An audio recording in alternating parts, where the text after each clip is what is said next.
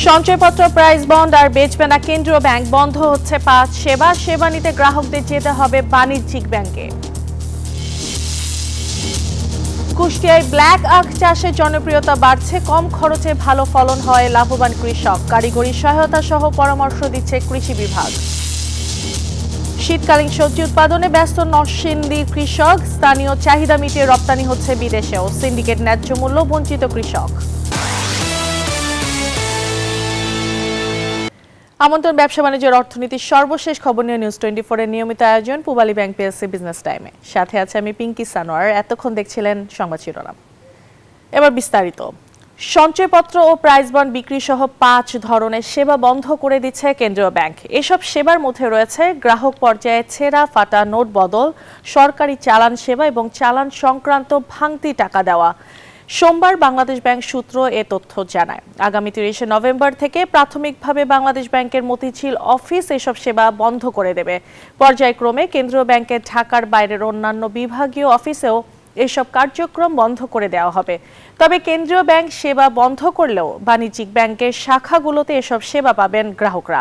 বাণিজ্যিক ব্যাংকগুলো যেন নির্বিঘ্নে এসব সেবা দেয় তা নিশ্চিত করতে তদারকি বাড়াবে কেন্দ্রীয় ব্যাংক। পরিবেশ, বন এবং জলবায়ু পরিবর্তন মন্ত্রণালয় এবং পানি সম্পদ মন্ত্রণালয়ের উপদেষ্টা সৈয়দা রিজওয়ানা হাসান বলেছেন, পরিবেশ রক্ষায় দেশের পাট কেন্দ্রিক শিল্প সংস্কৃতি, পর্যটন ও উদ্ভাবনকে আরও বিস্তৃত করতে হবে। সকালে রাজধানীর আলিয়াস ফ্রাসেজে 3 দিন ব্যাপী the soul of jute craft culture, tourism and innovation শীর্ষক পাট পণ্য প্রদর্শনীর উদ্বোধনকালে প্রধান অতিথির বক্তব্যে তিনি এসব কথা বলেন। তিনি আরও বলেন, পরিবেশ বান্ধব ও দৈনন্দিন জীবনে ব্যবহারযোগ্য নতুন নতুন পাট পণ্য উদ্ভাবনের পাশাপাশি আধুনিক গৃহ ও কর্মস্থলে পাটের নান্দনিক প্রয়োগ বাড়াতে হবে। ডেকোরেটিভ আর্টসেও পাটের সৃজনশীল উপস্থাপন বাড়ানোর সময় দাবি। পাটের বহুমুখী ব্যবহার বৃদ্ধি পেলে কর্মসংস্থান, অর্থনীতি ও স্থানীয় শিল্পের বিকাশে বড় অবদান রাখতে সক্ষম হবে।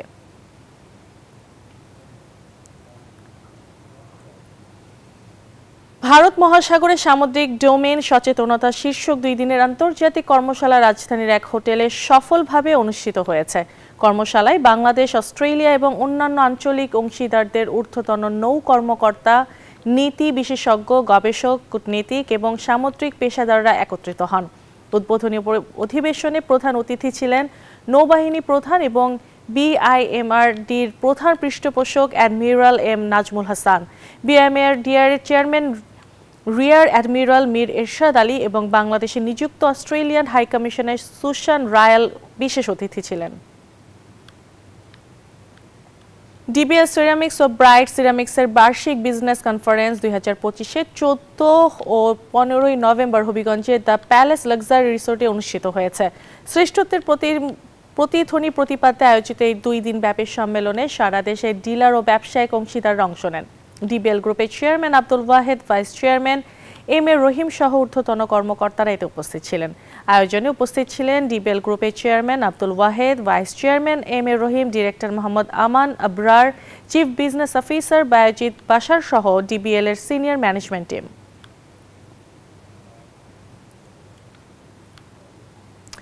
কুষ্টিয়ার কুমারখালীতে জনপ্রিয় হচ্ছে ফিলিপাইন জাতের ব্ল্যাক আখের চাষ। কম সময়ে বেশি ফলন এবং রোগ প্রতিরোধ ক্ষমতা ভালো হওয়ায় এই আখ চাষে আগ্রহী হচ্ছেন কৃষক। স্থানীয় কৃষি বিভাগ বলছে, আখ চাষে কৃষকদের কারিগরি সহায়তা সহ পরামর্শ দেওয়া হচ্ছে। মাহতাবউদ্দিন লালনের পাঠানো তথ্যচিত্রের ডেস্ক রিপোর্ট। মৃদু বাতাসে দোল খাচ্ছে সারি সারি আখের পাতা, মাঠ জুড়ে কেবল চোখে পড়ছে ব্ল্যাক সুগার ক্যান। এই দৃশ্য কুষ্টিয়ার কুমারখালীর। এখানকার কৃষকরা ফিলিপাইন জাতের আখের চাষ করে ব্যাপক সফলতা পেয়েছেন। ধান, পাট বা অন্য ফসলের চেয়ে অধিক লাভজনক হওয়ায় এই জাতের আখ চাষে আগ্রহী হচ্ছেন কৃষক। খরচ হয় বছরে 50 থেকে 60,000 টাকা। আপনার ভালো উৎপাদন করতে পারলে বিক্রি হয় 4 থেকে 5 লক্ষ টাকা বিক্রি হয়। পাট, ধানের এরা ধরেন 1 বিঘে হয়ে যদি বাজার নিয়ে যায়, অগত্য 2 বছর 3 বছর ধানে 1 বিঘে হইতে কিনা যাবে। কৃষকরা বলছেন, ব্ল্যাক সুগার কেন সাইজে মোটা, লম্বা ও রসালো হওয়ায় বাজারে বেশ চাহিদা রয়েছে। বিভিন্ন জায়গায় কুষ্টিয়া বেচে, কুমারখালী বেচে, বাড়ি বাড়িতে এসে নিয়ে যাচ্ছে, সব জায়গায় বেচা যায়। নতুন নতুন ক্ষেত করতেছে, করবি বা মারে আসে বা এটি মেরে ব্যবহার করবো। কারিগরি সহায়তা সহ আখ চাষে সব ধরনের সহযোগিতার কথা জানালো কৃষি বিভাগ।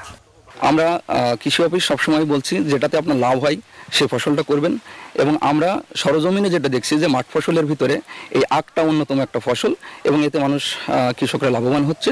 সার্বক্ষণিক আমরা চেষ্টা করছি যে তাদেরকে কারিগরি সহায়তা দেওয়ার জন্য। সাধারণত এটা একটু নরম টাইপের, যাতে আপনার স্টেম বোরার, এই বোরারটা খুব ইজিলি অ্যাটাক করে, যার জন্য আমরা চাষিদের সঙ্গে কথা বলে আমরা জেনেছি যে 1 মাস পরপরই আমরা কি করছি, স্প্রে দিচ্ছি। সঠিক পরামর্শ ও সহযোগিতা পেলে এই অঞ্চলের কৃষকরা ফিলিপাইন জাতের আখ চাষে নতুন সম্ভাবনার দুয়ার খুলতে পারে বলে আশা কৃষক ও কৃষি কর্মকর্তাদের। Desk report, news 24। নরসিংদীতে শীতকালীন সবজি উৎপাদনে ব্যস্ত সময় পার করছেন কৃষক। এখানকার সবজি স্থানীয় চাহিদা মিটিয়ে রপ্তানি হচ্ছে বিদেশেও। কৃষকরা বলছেন ফলন ভালো হলেও হাট বদল ও সিন্ডিকেটের কারণে ন্যায্য দাম পাওয়া থেকে বঞ্চিত তারা। তবে ভালো ফলনে কৃষকের প্রশিক্ষণের পাশাপাশি সব ধরনের সহযোগিতার কথা জানালো কৃষি বিভাগ। হৃদয় খানের তথ্য চিত্রে ডেস্ক রিপোর্ট। নরসিংদীতে শীতের আগমনে সবজি চাষে মাঠে মাঠে চলছে কৃষকের ব্যস্ততা। সকাল থেকে সন্ধ্যা পর্যন্ত চলছে ক্ষেত পরিচর্যা। মাঠে ফুলকপি, বাঁধাকপি, মূলা, লাউ, সিম থেকে শুরু করে নানা সবজি চাষ হচ্ছে। দেশের শতকরা 40% সবজির চাহিদা পূরণ হয়ে থাকে শুধু নরসিংদী থেকে। তবে কৃষকের অভিযোগ, উৎপাদন ভালো হলেও নানা জটিলতায় সবজির ন্যায্য মূল্য পাচ্ছেন না তারা। ধন্যবাদ, মাত্র লাগাইছি, এখনো রেডি হয় না। আর কবিটা মোটামুটি একটা পরিবেশ আছে রেডি হওয়ার মতো, কিন্তু লাভ হওয়ার কোনো সুযোগ দেখতেছি না। বৃষ্টির কারণে 2400 চারার মধ্যে 1000 থেকে 1200 চারা এখন আছে মনে হইতেছে। আমরা বেশি আবার ব্যবহারে নিয়ে আবার আরেক ব্যাপারই করে দিব।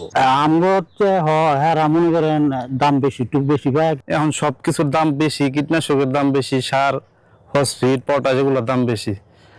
আবার দেখা যায় অনেক সময় ফসল হইলে ফলন হয় ভালোই, কিন্তু দাম পাওয়া যায় না। কৃষকদের প্রশিক্ষণ থেকে শুরু করে সব ধরনের সহযোগিতা করা হচ্ছে বলে জানায় কৃষি বিভাগ।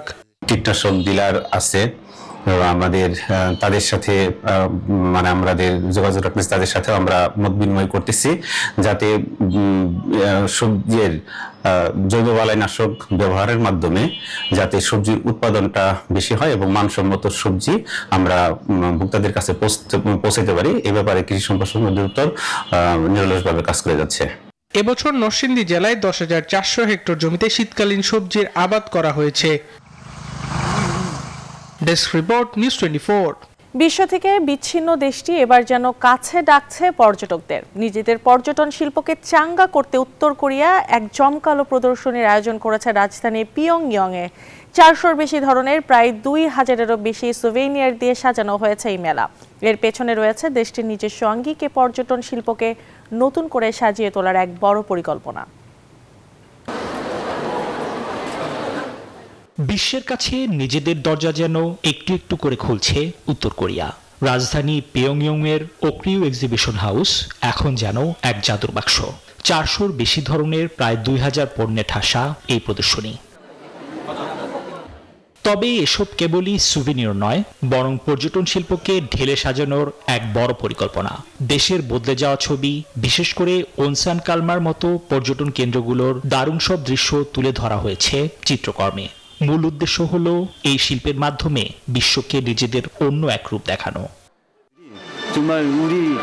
এই আয়োজনের মাধ্যমে আমরা দেশি বিদেশি পর্যটকদের কাছে জনপ্রিয় হবে এমন পণ্য তৈরি করতে চাই। এটা বিশ্ববাজারে আমাদের পর্যটন শিল্পকে নিজস্ব আঙ্গিকে তুলে ধরবে। শেষ পর্যন্ত এই প্রদর্শনীর মধ্য দিয়ে উত্তর কোরিয়া তাদের ঐতিহ্য আর কারুশিল্পকে বিশ্বের সামনে তুলে ধরতে চায়। তাদের একমাত্র লক্ষ্য নিজেদের ঢঙে পর্যটন শিল্পকে এমনভাবে সাজানো যেন বিশ্ববাজারে তাদের সুভেনিয়রগুলো হয়ে ওঠে আকর্ষণীয় এবং প্রতিযোগিতায় সক্ষম। নিবির আমিন, নিউজ 24। আর এই ছিল পূবালী ব্যাংক পিএলসি বিজনেস টাইমে এখনকার মতো আয়োজন। এতক্ষণ সাথে থাকার জন্য ধন্যবাদ সবাইকে।